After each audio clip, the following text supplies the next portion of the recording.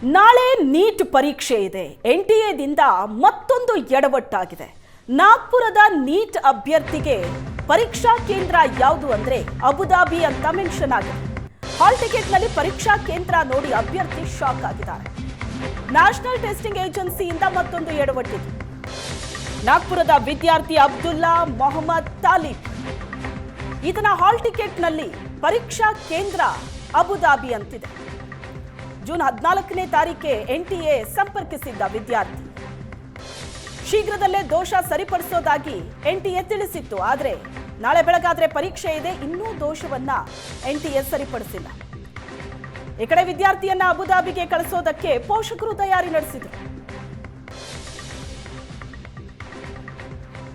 ಈ ಬಗ್ಗೆ ಹೆಚ್ಚಿನ ಡೀಟೇಲ್ಸ್ ಕೊಡ್ತಾರೆ ನಮ್ಮ ಪ್ರತಿನಿಧಿ ಲೋಕನಾಥ್ ಸಂಪರ್ಕದಲ್ಲಿದ್ದಾರೆ.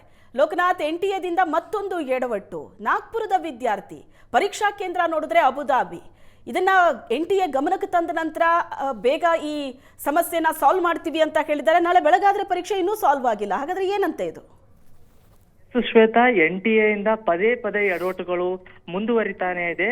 ಕಳೆದ ಬಾರಿ ನೀವು ನೋಡಿರ್ಬೋದು, ಎನ್ಟಿಎ ಇಂದ ಆದಂತ ಎಡವಟ್ಟಿನಿಂದಾಗಿ ಟೆಲಿಗ್ರಾಮ್ ನಲ್ಲಿ ಪ್ರಶ್ನೆ ಪತ್ರಿಕೆಗಳು ಸೋರಿಕೆ ಆಗಿದೆ ಅಂತ ಮಾಹಿತಿ ಬಂದಿತ್ತು. ಇದರಿಂದಾಗಿ ಮರುಪರೀಕ್ಷೆಯನ್ನ ಈಗ ಕಂಡಕ್ಟ್ ಮಾಡಿದ್ರು. ಆದ್ರೆ ಈಗ ಮತ್ತೊಂದು ಎಡವಟ್ಟಿನಿಂದಾಗಿ ಅಭ್ಯರ್ಥಿಗಳು ಪರದಾಡುವಂತ ಸ್ಥಿತಿ ನಿರ್ಮಾಣವಾಗಿದೆ.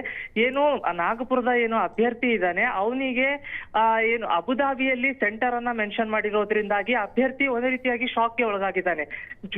ಜೂನ್ 11ನೇ ತಾರೀಕು ಏನು ಹಾಲ್ ಟಿಕೆಟ್ ಅನ್ನ ಡೌನ್ಲೋಡ್ ಮಾಡಿದ್ದ. ಆದ್ರೆ ಹಾಲ್ ಟಿಕೆಟ್ ನಲ್ಲಿ ಅಬುದಾಬಿ ಅನ್ನುವಂತ ಏನು ಸೆಂಟರ್ ಅನ್ನ ಮೆನ್ಷನ್ ಮಾಡಿರೋದ್ರಿಂದಾಗಿ ಅವನು ಕೂಡಲೇ ಎನ್ಟಿಎ ಅನ್ನ ಸಂಪರ್ಕ ಮಾಡ್ತಾನೆ. ಆದ್ರೆ ಎನ್ಟಿಎ ಮಾತ್ರ ದೋಷ ಸರಿಪಡಿಸೋದಾಗಿ ಎನ್ಟಿಎ ತಿಳಿಸುತ್ತೆ.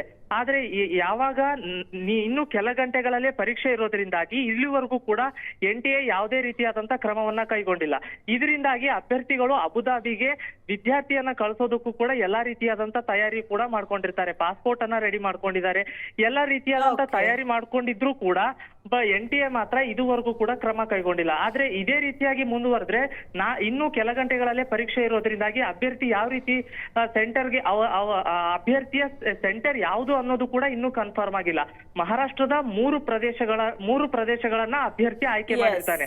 ಆದ್ರೆ ಯಾವುದೇ ರೀತಿಯಾದಂತಹ ಪರೀಕ್ಷೆ ಸೆಂಟರ್ ಇನ್ನೂ ನಿಗದಿ ಆಗಿರೋದ್ರಿಂದಾಗಿ ಅಭ್ಯರ್ಥಿ ಅಂತರೂ ಈಗ ಪರದಾಡುವಂತ ಸ್ಥಿತಿ ನಿರ್ಮಾಣವಾಗಿದೆ. ಇನ್ನು ನೀಟ್ ಪರೀಕ್ಷೆಗೆ ಸಂಬಂಧಪಟ್ಟಂತೆ ದೇಶದ ಬೇರೆ ಬೇರೆ ಭಾಗಗಳಲ್ಲೂ ಕೂಡ ಅಣುಕು ಪ್ರದರ್ಶನಗಳು ಕೂಡ ನಡೀತಾ ಇದೆ. ವಾಯುಸೇನೆಯಿಂದ ಕೂಡ ಪರೀಕ್ಷಾ ಪತ್ರಿಕೆಗಳು ಕೂಡ ಬಂದು ಸೇರ್ತಾ ಇದಾವೆ. ಬಟ್ ನಾಳೆ ನಡೆಯುವಂತ ಪರೀಕ್ಷೆ ಎಷ್ಟರ ಮಟ್ಟಿಗೆ ಸುರಕ್ಷಿತವಾಗಿ ಪಾರದರ್ಶಕತೆಯಿಂದ ನಡೆಯುತ್ತೆ ಅನ್ನುವಂಥದ್ದು ಕೂಡ ಕಾದು ನೋಡಬೇಕಾಗಿದೆ. Thank you Loknath. ನಾಳೆ ದೇಶಾದ್ಯಂತ ನೀಟ್ ಮರು ಪರೀಕ್ಷೆಗೆ ಸಕಲ ಸಿದ್ಧತೆ ಆಗಿದೆ. ಈ ಬಾರಿ ಪರೀಕ್ಷಾ ಕೇಂದ್ರಗಳ ಮೇಲೆ ಸರ್ಕಾರ ಹದ್ದಿನ ಕಣ್ಣಿಟ್ಟಿದೆ. 16 ಲಕ್ಷಕ್ಕೂ ಅಧಿಕ ಅಭ್ಯರ್ಥಿಗಳು ಹಾಲ್ ಟಿಕೆಟ್ ಅನ್ನ ಡೌನ್ಲೋಡ್ ಮಾಡಿದ್ದಾರೆ. ಬೆಂಗಳೂರು ಸೇರಿದಂತೆ 31 ಜಿಲ್ಲೆಯಲ್ಲಿ ಪರೀಕ್ಷೆ ನಡೆಯಲಿದೆ. ನಾಳೆ ಮಧ್ಯಾಹ್ನ 2ರಿಂದ ಸಂಜೆ 5:15ರವರೆಗೆ ಪರೀಕ್ಷೆ ನಡೆಯುತ್ತೆ. ಮಧ್ಯಾಹ್ನ 1:30ಕ್ಕೆ ನೀಟ್ ಪರೀಕ್ಷಾ ಕೇಂದ್ರಕ್ಕೆ ಪ್ರವೇಶ ಅಂತ್ಯ ಆಗುತ್ತೆ.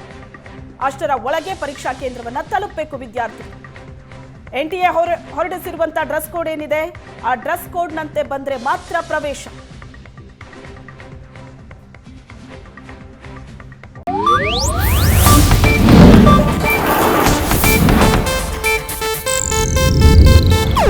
ಇದು ಏಷ್ಯಾನೆಟ್ ನ್ಯೂಸ್ ನೆಟ್ವರ್ಕ್ ಪ್ರಸ್ತುತಿ.